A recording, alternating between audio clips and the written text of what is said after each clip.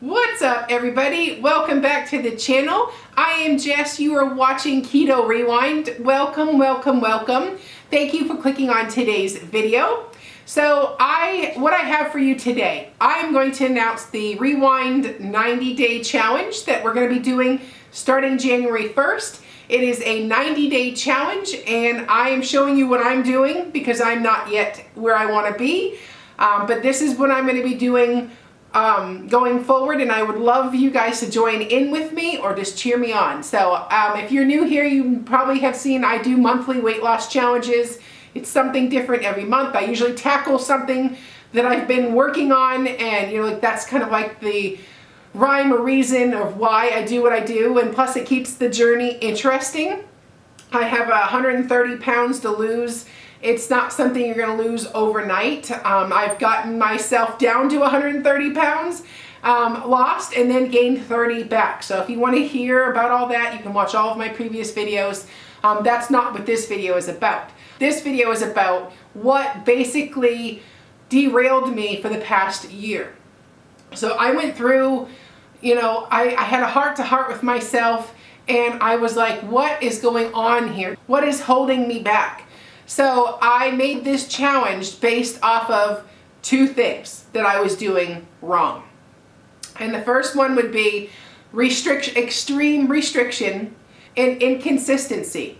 I was doing awesome, and then something would happen, and then I'd have to do catch up. I was doing awesome, and then something would happen, and I'd go back. So I yo-yoed over the past year. I yo-yoed because I tried to do something for somebody else instead of what was working for me. So as much as I didn't want to admit it, keto wasn't working for me long-term as a lifestyle. When I set my goals out originally, I named my channel Keto, the whole thing. I still 100% support what I've done. I love keto. That's not what this is about. It's about, after I'd lost 130 pounds, I was at a point where I should have transitioned to my maintenance or my focus of where I go from here, and that kind of thing. And instead I fought it. And then my extreme restriction, because I'd lost 130 pounds in like 14 months, the extreme restriction led to me being inconsistent because all I could think about was the carbs, and it started causing issues that I didn't initially have. So I had new issues. So it's like I wanted to design this challenge because I don't want people to go through the same thing I am. I want you to get it right the first time, or have as least amount of obstacles in your way so that you can get to your goals and live happily ever after. So the first thing is, it is a 90-day challenge, and it's the Rewind 90 challenge. And instead of focusing on weight loss, we're going to focus on inconsistency and extreme restriction. So I want the Rewind 90 to be a lifestyle of consistency. No fad diets, no polar opposites. I want you to do something slow and steady and get to that goal instead of the volatile or the extremes. Because there's not a one-size-fits-all approach to weight loss, to lifestyles. It's going to be different, and what works for one may not work for somebody else, and vice versa. So, but I'm going to share what I do, and maybe you can learn some tips. I do want to say I'm not a medical doctor, not a healthcare professional. This is my story, my experience rewinding my health from morbidly obese to a healthy weight. And I'm just sharing my tips and tricks. Talk to your own doctor before you do anything. I am not a doctor, and no medical advice will be given here. So, what do you say we hop into the Rewind 90-day challenge? The most important and the most obvious thing is diets don't work. I need a shirt that says diets don't work. Literally, a diet doesn't work. A diet feels like a diet. It's a temporary thing. It's something that you do short term to get to a goal. Diets are not a lifestyle, and they're not sustainable. And when you have a lot of weight to lose, this has to be a lifestyle change. It's not something that just flip a switch, you've dropped 20 pounds. 130 pounds takes years to get off, if you're doing it the right way. So I want to emphasize that diets don't work. Diets make you more fixated on food, and the the excess food is the problem, like, so we don't want to be more fixated on it. So we can't approach our lifestyle with a diet. We approach the lifestyle with something that you can envision yourself doing forever and not feel restricted. So that it's like you do need to be in a caloric deficit, but you don't want to be in extreme caloric deficit so that you feel like you're in a diet and you feel like, oh my God, 2 more days. Like that's not the approach.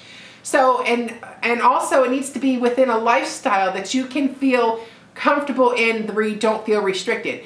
Keto was my tool to get the bulk of my weight off.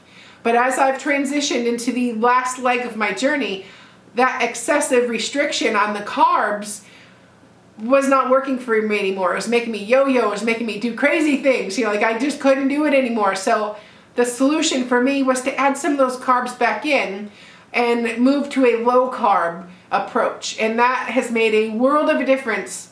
I didn't realize that at the beginning I was just fighting it, and it was just, it's like I was being keto for my channel. I wasn't taking my own journey into account of what my channel is about. My channel is about my weight story, and it's okay to start something and pivot, because the end goal is health.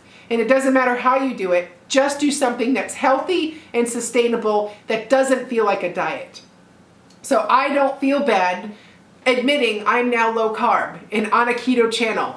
But for those of you that are, have common sense, keto and low carb, we're not talking about a huge leap here, I mean, I basically took one step to in the other direction. That's all.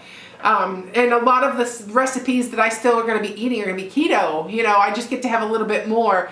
I'm not so fixated about staying in ketosis. It's not the end all be all. But the real villain in the room, the real monster, is processed foods. All processed foods, refined sugars, and inconsistency.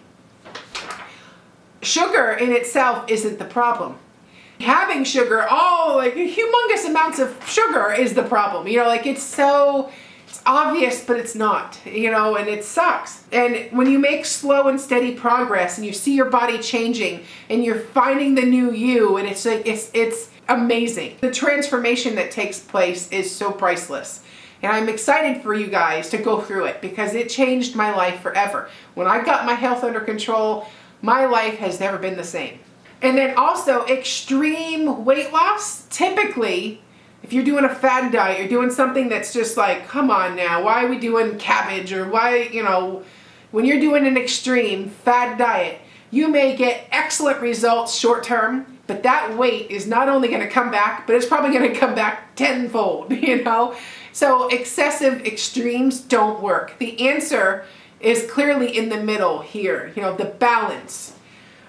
So you're going to need to trust the process and have patience. I was morbidly obese for 17 years. I can't expect it to come off in 2 months. 17 years. That's a lot of bad habits I created in 17 years. That's a lot of things I dug in my foot in the mud and no.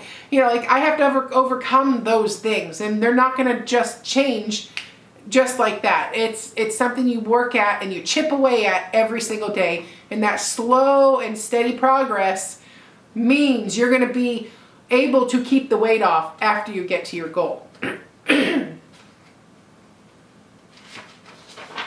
The next thing is in this challenge, you cannot define your success with weight loss.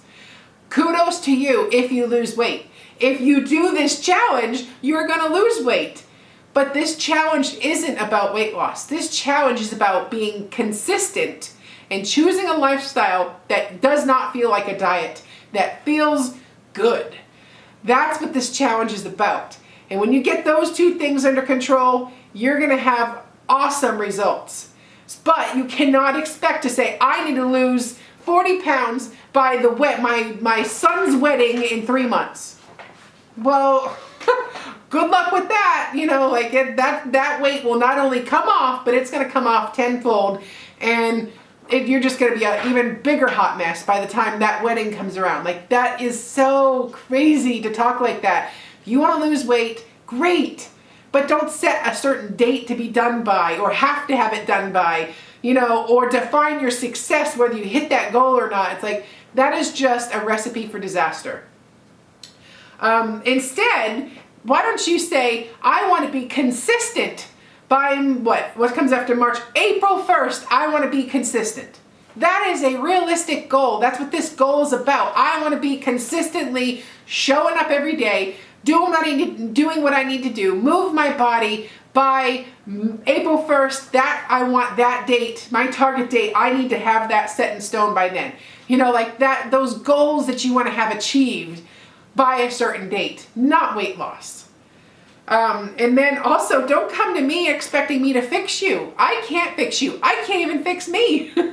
I can just tell you what I've done and had success with, and things that have really derailed me, and so that you cannot do those things, or maybe try something else. You know, I am not going to tell you, you need to be keto, you need to be low carb, you need to be paleo, you need to do this. I'm not giving you a meal plan. I'm not doing any of that. My role here is to guide you into finding that strength inside to show up every day and to be consistent and to be your support, because you cannot expect somebody to tell you what you need to do. You have to find those answers. It'll never work, you know. But with that said, once you've picked the lifestyle you see yourself like you can envision yourself doing long term, that's your guideline. Okay, so I want to be low carb. All right, well, I want to be low carb, but the macros on low carb, I don't like them. I like more protein in my diet than a traditional low carb diet.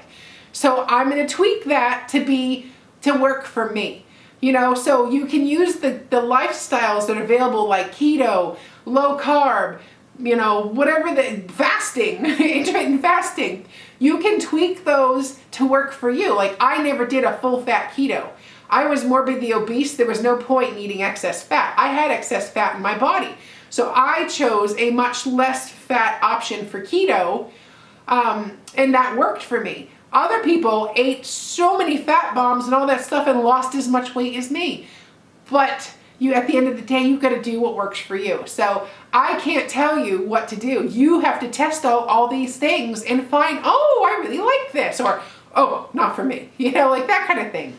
So you're also going to need some type of an accountability partner, a community, a friend, you know, somebody to do this with you. It's impossible to do stuff like this alone. Yes, you have to make those choices for yourself, but when you're having a weak moment, or you just need somebody to keep you going or inspire you or that kind of thing, by the way, I'm here for you.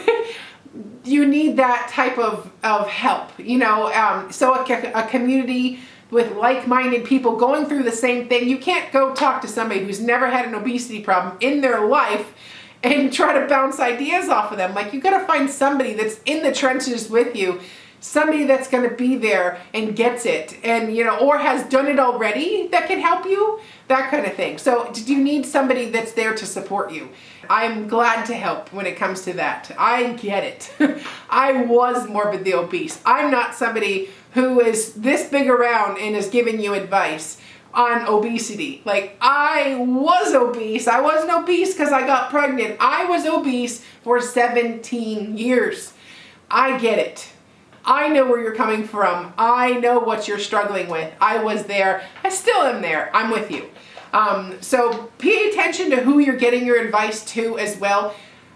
It's hard to take somebody seriously if they've not walked a mile in your shoes, you know, like, you know what I mean? And then also, while this Rewind 90 challenge is a weight loss challenge, it's not solely a weight loss challenge. So there are other metrics involved that would be way more efficient in judging your progress. Pictures. As much as you don't want to take a picture, take those pictures.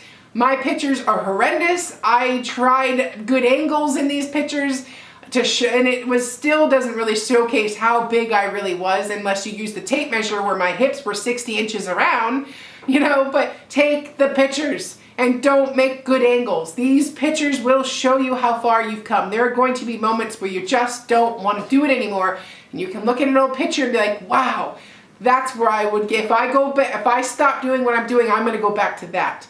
So there's power in those before pictures. Take measurements. Another excellent way to judge your progress. There will be weeks, months that you may not see a budge on the scale, but if you're shrinking by the tape measure, you are still making progress. It's not only about what the scale says. Obviously, you can get your weight, maybe a blood glucose reading, a blood pressure reading, maybe go to your doctor, get lab work so you have a baseline of where you started so that maybe 6 months from now you can do a follow-up. You know, basically just those metrics mean way more than a scale will ever mean. And then the next thing is stay in your own lane. What works for you doesn't mean it's going to work for somebody else. What I do may not work for you. You have to own your choices, and you've got to stop shaming somebody for choosing a different path. There is no one-size-fits-all approach because you can't make any money off of that. It's all about money. As you've noticed, I don't have as many sponsors on my channel anymore because I don't want to push products. I don't want to do that kind of thing. I want to share what I use, but I don't want my channel to be about products.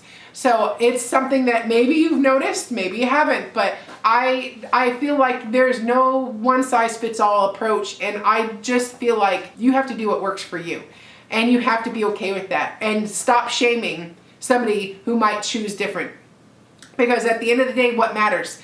Goals. Get to your goals where you feel not restricted and you're living your best life. Also, one other thing I will add is don't put yourself into a situation that fails. Don't put yourself into a situation that could derail you. For the month of January, I'm gonna honestly clear my social calendar. I am a social drinker. I love to party with my new friends. But I'm gonna take this first month and to focus on me and go from there. You know, I'm not saying I'm gonna completely never hang out with my friends again, but for my first month in this challenge, I'm taking this seriously.